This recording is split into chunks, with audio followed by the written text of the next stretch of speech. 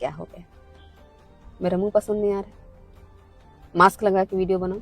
आपको क्या लगता है आज जो मैं अभद्र भाषा का प्रयोग कर रही हूँ इसके लिए मैं अकेले जिम्मेदार हूँ?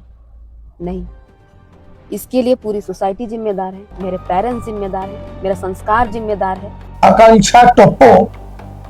आकांक्षा टोप्पो ने कृषि मंत्री रामविचार नेताम को लेकर के एक वीडियो बनाया। दोस्तों, कल फिर से मेरे ऊपर एफआईआर हुआ है अंबिकापुर में, और अभी रामानुजगंज में भी एफआईआर करने का तैयारी चल रहा है। कल एक वीडियो बनाई थी कृषि मंत्री रामविचार नेताम के ऊपर, वही सेम बात बोलना है कि मैं अभद्र भाषा का प्रयोग की, लेकिन मेरे को जहां तक लगता है अभद्र भाषा तो नहीं है, मैं उस वीडियो में भूचू बोली हूँ। और उस वीडियो को लेकर के रामविचार नेताम के जो कृषि मंत्री हैं उनके समर्थक शिकायत करने, एफआईआर दर्ज करने थाना पहुंच गए अंबिकापुर के। देखिए, एक यूट्यूबर हैं और सोशल मीडिया में काफ़ी एक्टिव रहती हैं, आकांक्षा टोप्पो, उनके द्वारा माननीय रामविचार नेताम जी के खिलाफ में अभद्र टिप्पणी किया गया है। उनके खिलाफ आपत्तिजनक शब्दों का प्रयोग करते हुए उन्होंने सोशल मीडिया में एक वीडियो पोस्ट किया है। उसी को लेकर हम लोग आहत हुए और आज कोतवाली थाने में आए हैं उसके खिलाफ में एफआईआर दर्ज कराने के लिए। दोस्तों, इस आदमी का चेहरा तो आपको याद होगा, रामविचार नेताम का। अभी बयान भी आया था कि राम नाम जपना केवल कला नहीं होता है, ऐसे छाती हिलाना भी कला है। एक ठो विधायक प्लस कृषि मंत्री है। फिर वही बात, ऐसे लोग पद ले लेते हैं 2 ठो, लेकिन इन काम चोरों को काम नहीं करना है 1 ठो ढंग से। कहने को तो ये कृषि मंत्री है, लेकिन हमारे छत्तीसगढ़ के किसानों का हालत देख आप पता लगा सकते हो कितना अच्छा कृषि मंत्री है। मतलब इस घोचू का दिमाग इतना गर्म रहता है ना कि अगर कोई इसको पर्सनली कॉल कर दे तो कुर्सी का पावर एकदम इसके दिमाग में चढ़ के बोलने लगता है। दर्शकों, इस वीडियो में समझने की कोशिश कर रहे हैं कि आकांक्षा टोप्पो का जो शब्दावली है, जो विचार है, उससे समर्थक या कहिए स्वयं मंत्री जी कितने नाराज हुए और नाराज होना कितना जायज है। महिला उस लड़की का स्तर सोच लीजिए, उसकी दिमागी स्तर मुझे कमजोर लगती है। ये तो आप जान रहे हैं विपक्षी दल का हो सकता है, विपक्षी दल की भाई एजेंट भी हो सकती है, और उसने तो अपनी मंशा जाहिर कर दी ना कि मुझे चुनाव लड़ना है। समर्थों का कितना जायज है और आखिर आकांक्षा टोप्पो ने ऐसे शब्दावली का इस्तेमाल क्यों किया, इस विश्लेषण में आप बड़े ध्यान से सुनिए और समझिए। हम आपसे चाहेंगे कि इससे समझने के बाद अपना विचार जरूर रखिए। नमस्कार। सामने वाला उसको पागल बोल दे चलेगा, लेकिन अगर हम कुछ बोल दें तो हमारे ऊपर एफआईआर हो जाता है। खैर, जो भी हो देखेंगे, जैसा भी होगा। और होगा क्या, ये भी तो एक कला है, मतलब मेरे कला का सम्मान नहीं होगा। कृषि मंत्री ग्रेजुएट है, वो पागल बोला, मैं पोस्ट ग्रेजुएट हूं, घोंचू बोली, बात बराबर। इस देश में सिर्फ जनप्रतिनिधियों का सम्मान करने का ठेका लेकर नहीं रखा है जनता। इस देश में किसान को भी बराबर सम्मान मिलना चाहिए, मजदूर को भी बराबर सम्मान मिलना चाहिए, जवानों को भी बराबर सम्मान मिलना चाहिए, डीएड के स्टूडेंट जो वहां प्रोटेस्ट में है उनको भी सम्मान मिलना चाहिए। दर्शकों, आकांक्षा टोप्पो उन्होंने रामविचार नेताम को लेकर के एक वीडियो जारी करा और उसमें एक ऑडियो क्लिप है जिसमें फोन से वो बात कर रहे हैं। हालांकि इसकी हम पुष्टि नहीं करते, लेकिन उसमें एक आदमी, वो किसान हुए और वो रामविचार मंत्री जी यानी कृषि मंत्री जी से बात करते हैं और वो कहना चाहते हैं, साहब समस्या है तो हम आपको फोन लगाए। मंत्री जी कहते हैं, मुझसे क्यों फोन लगाए हो, कलेक्टर के पास जाओ, एसडीएम के पास जाओ, और तमाम शब्दावली आपके सामने है। लोग हैं कि नहीं है आपके? जी जी बताइए। नहीं, क्यों बात कर रहे हो, 3 बार लगा रहे हो यार। सर आप कोई काम नहीं करूं मैं? नहीं, आप कृषि मंत्री हैं, आपके पास कृषि मंत्री है तो मैं तुम्हारा भाग ही लिया हूँ सब चीज। पागल जी से बात कर रहा है मेरे पास हर समय। तो कई बार फोन लगाते हो गया भाई तुम्हें? आज दूसरा बार लगाया हूँ। क्यों लगा रहे हो दूसरा? जो विभाग बताया जा रहा है, विभाग के पास जाओ, कलेक्टर के पास जाओ, एसडीएम के पास जाओ, वो लोग करेगा। अरे भैया मैं गया मंत्री था, करेगा। नहीं मैं गया था तो वो बोले ना। रखो अभी। अब जो एफआईआर की कॉपी है उस कॉपी में उल्लेख करा है कि आकांक्षा टोप्पो ने जो कहा है वो अमर्यादित है, अभद्र है, उनके सम्मान में, उनके मान सम्मान में गुस्ताखी है। साहब, आकांक्षा टोप्पो के बारे में जो रामविचार मंत्री हैं उनके समर्थन में जाकर के उनके लोगों ने शिकायत दर्ज करी। अब ये बताइए, आकांक्षा टोप्पो को ऐसी शिकायत, ऐसी भाषा, ऐसी वीडियो बनाने की आवश्यकता क्यों पड़ी? लोग कह रहे हैं, ये मेरी अपनी नहीं है, लोग कमेंट बॉक्स में आप जाके देखेंगे तो आपको पढ़ने को मिलेगा, साहब अगर जितने मंत्री विधायक है वो अपना काम ठीक से करते, बिल्कुल ठीक से करते, तो इसकी नौबत नहीं आन पड़ती। आप समझिए जरा, उन्होंने जो शब्दावली कहा उसको तो हम अभी बात नहीं कर रहे हैं, उसमें किसी भी तरीके से किसी को अगर गाली गलौज की बातें हैं तो वो स्वीकार नहीं है। संवैधानिक दायरे में रहकर सबको कहने का अधिकार है। लेकिन एक सवाल यह भी उठता है कि कृषि मंत्री रामविचार नेताम जी ने जो अश्लील डांस पर क्या कहा था, आपको याद होगा, कला जागृत हो गई। वहां सीताराम सीताराम खाली जाप होता है, कला तो विविध क्षेत्र की कला है। तो कलाकारों में अगर वो कला हर क्षेत्र में अलग अलग कुछ करने का, कुछ आज गर्ल्स डांस करती हैं, स्कूलों में भी डांस करते हैं, स्कूलों में भी राष्ट्रीय गीत के धुन के आधार पे करते हैं, फिल्मी धुन के आधार पे करते हैं। भाई साहब, एक गंभीर, एक ऐसे संगीन मामले पर अनुभवी मंत्री, बड़े ओहदे, बड़े पद पर, जिसे उनके समर्थकों ने भी लिखा है कि उनकी गरिमा, उनका मान, वो उनके आदर्श है, तमाम चीजें हैं, उन्होंने अश्लील वीडियो पर, अश्लील डांस पर, अंग प्रदर्शन डांस पर कहा कला जागृत हो गई।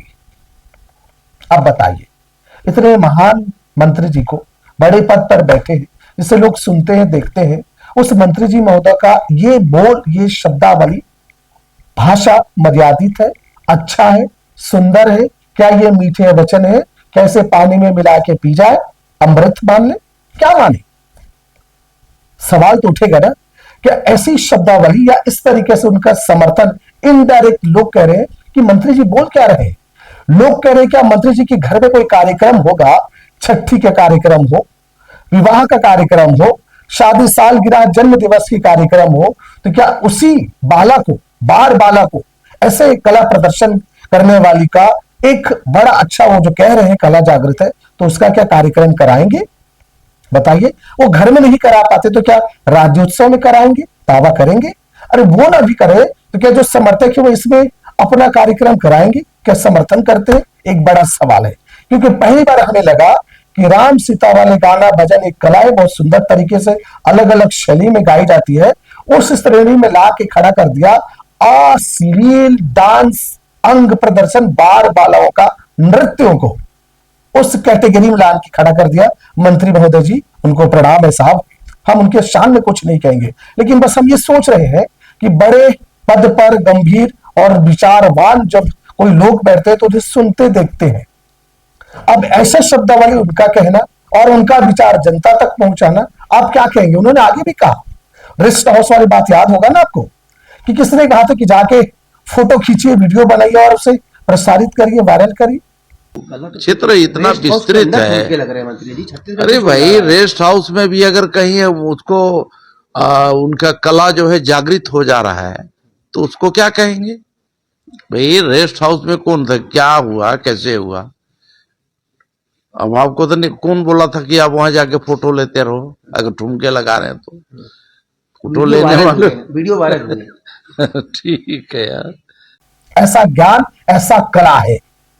अब सोचिए, आप खुद बताइए, ये मंत्री जी है। अब ये सोचिए जरा, आपको याद होगा आज किसान धान बेचने नहीं पा रहे, टोकन की समस्या है और आत्महत्या कर ले रहे हैं, पर कृषि मंत्री चुप।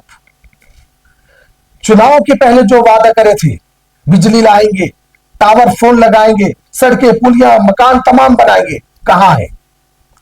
कहां है वो सब? क्या इसको लेकर के भी ऐसे जनताओं, लोग कह रहे हैं ना, क्या ऐसे विधायक मंत्रियों पर भी केस, शिकायत नहीं करनी चाहिए जो काम नहीं कर रहे? बताइए जरा, क्यों ऐसे? आकांक्षा टोप्पो ने तो बकायदा कहा है साहब, मैंने जो अपशब्द कहा ना, वो कहां से सीखी? इसी समाज से? कहां से सीखी? लोगों का ही देन है, मुझ में कहां से आया? पहले उनको रोकिए। उन्होंने किराए वीडियो जारी करा और इस वीडियो में जो शिकायत हुई है उनको लेकर के और अपने विचार क्या है वो भी उन्होंने रखा है। आप पूरा वीडियो देखिए। पर सवाल यह है कि हर एक मंत्री विधायक को अपना दायित्व जिम्मेदारी पूर्वक आप करेंगे तो आपसे कोई सवाल नहीं पूछा जाएगा। हो सकता है कला तरीका शैली सबका अलग हो, हाँ, लेकिन मर्यादा में, संविधान के दायरे में रहकर। लेकिन यहाँ ऐसा लगता है वो कला वाला बयान से मर्यादा और जो विचार है वो कमतर, छोटा, लघु महसूस होता है, क्योंकि इतने बड़े पद पर रहने वाले को ऐसा बयान नहीं देना चाहिए। और हम इसे भी कहेंगे कि गलत है सो गलत है भाई। भाषा मर्यादा में, जहां कहीं किंतु परंतु जहां कुछ है जिससे गड़बड़ है उसे सुधारे तो और बेहतर बातें हैं। लेकिन अब उन्होंने एक नए वीडियो में क्या कुछ कहा है, पूरा वीडियो देखिए। अच्छा लगे तो सब्सक्राइब करिए, मनोबल बढ़ाइए, मेरा सादर प्रणाम स्वीकार करें। राम राम, जय जोहार। दोस्तों, कल फिर से मेरे ऊपर एफआईआर हुआ है अंबिकापुर में, और अभी रामानुजगंज में भी एफआईआर करने का तैयारी चल रहा है। कल एक वीडियो बनाई थी कृषि मंत्री रामविचार नेताम के ऊपर, वही सेम बात बोलना है कि मैं अभद्र भाषा का प्रयोग की। लेकिन मेरे को जहां तक लगता है अभद्र भाषा तो नहीं है, मैं उस वीडियो में भूचू बोली हूँ, क्योंकि मैं बचपन से स्कूल में सुनी हूँ और टीचर भी बहुत बार बोले हैं, यही बोलते हैं कि कितना घोंचू है, तेरे से इतना सूत्र याद नहीं हुआ, इतना सा होमवर्क नहीं हुआ। तो वही है, मेरे को अभद्र तो नहीं लगा।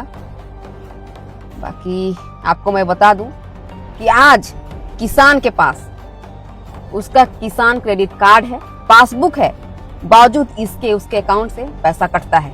सामने वाला उसको पागल बोल दे चलेगा, लेकिन अगर हम कुछ बोल दें तो हमारे ऊपर एफआईआर हो जाता है। खैर, जो भी हो देखेंगे, जैसा भी होगा।